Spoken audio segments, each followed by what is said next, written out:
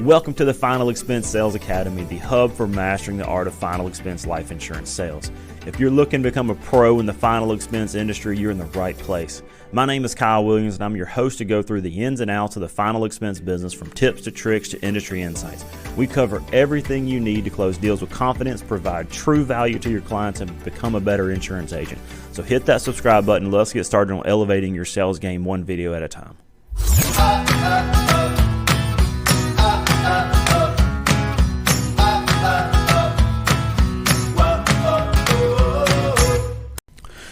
Hey guys, in this episode, we're going to talk about what do you do if a client cancels your policy. If you've been in the business for more than a month, you've experienced a policy cancellation. It's going to happen. And you may be experiencing your first policy cancellation, which is why you're watching this video. Or you may be an agent who's been in the business for a while and you're struggling with just a flood of cancellations and you're trying to figure out how to put a hole in the boat. So we'll start off by saying this.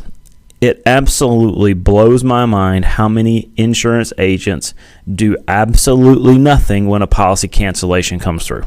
They just see it, they duck their head, and they just go hide and do nothing. First of all, let me tell you that is 100% not acceptable. Okay, that is 100% the wrong thing to do. You spent money to acquire that customer, okay? You spent effort trying to sell them. You spent your time with them. So you cannot get that back. So it is far less effort and cheaper to save a policy than to acquire a new one. So let me let that ring clear. It is far cheaper and far less effort to conserve a policy than it is to acquire a new one. So what do you do when you get a policy cancellation? Let's break down what to do in a step-by-step basis. Number one is you should write that person's name down on a to-do list.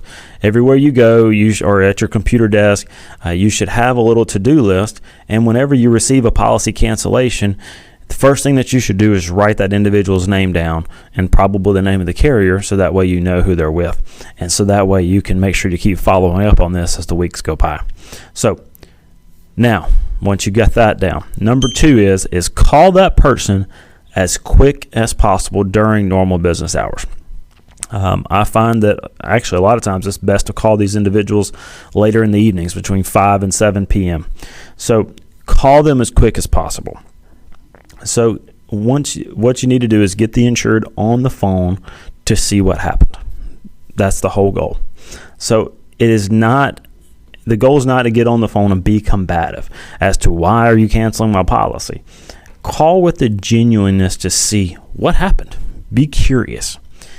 So how I handle it is I always open up with, hey, I'm calling because I got a real strange notification just a little bit ago about a policy cancellation. Is everything all right? What's going on? I thought it was real strange. You know, I know you wanted that insurance policy, and this is a part where you can bring up anything that you remember about the details of the individual. Maybe he was talking about her daughter and how he wants to take care of her and all this stuff. Bring that stuff up. Make them go back to the moment where they bought the policy and make sure they feel that connection. And then now you just listen. You just listen to see what the issue is.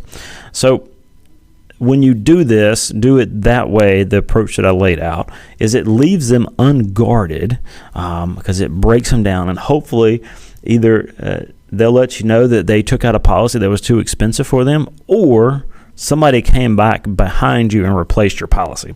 It's usually one of those two things, okay? And both of those are easily fixed. If the policy's too expensive, just drop their coverage down and make their policy cheaper. If somebody replaced your policy, you have the period there to get the policy back. So you have the grace period. So make sure you use that to your advantage, and you can always get the policy back. It's not set and final as soon as you get the notification. So now, number three is if you cannot get them on the phone, next time you're in the area, go by and go see them. So drop in and you walk through the same process that I just laid out a minute ago. So you show up to the door and, hey, Mr. and Miss So-and-so, I was out this way. I had a weird I had a weird notification about a policy cancellation. I thought it was real strange. Is everything all right? What's going on? I know you wanted that insurance. You just walk through that, open them up, soften them up, and then you'll just go there to try to solve the problem.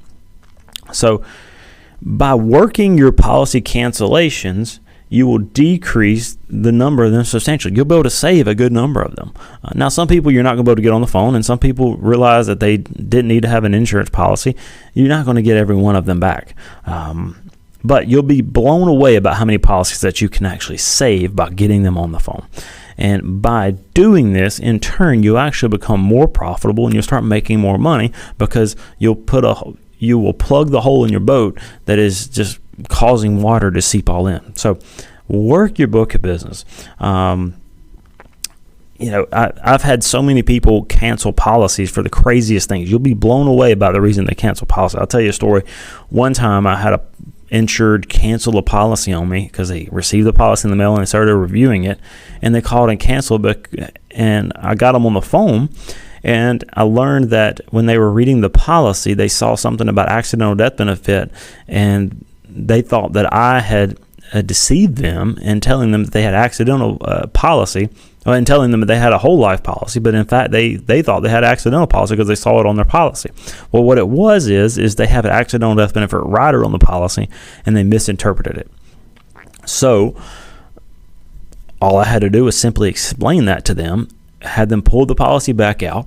I went through it over the phone. I told them to go to the certain lines and then re-educated on it, and they were good as gold from that point. We called the insurance company back. They kept the policy. It was a simple misunderstanding. You will be blown away about the reasons that people actually cancel policies, and if you just give people a call and learn genuinely about what happened, how much business that you can save. So that is a step-by-step process. And the last thing to always do is as soon as you get them to agree that they need to keep the policy, you need to get the insurance company on the phone, on a 3-way phone call, let them know that they want to keep it. Just leaving it up to them to call, that's not good enough because they're probably not going to do it. So you just need to take control, take initiative, and do the 3-way phone call with the insurance company, and they'll guide you through the steps. So I hope this helps. Be sure to subscribe so that way you catch all the latest videos. And if you received anything valuable here, be sure to share it with your friends, share it on social media, comment below what was your favorite piece of content. We'll be sure to see you in the next episode.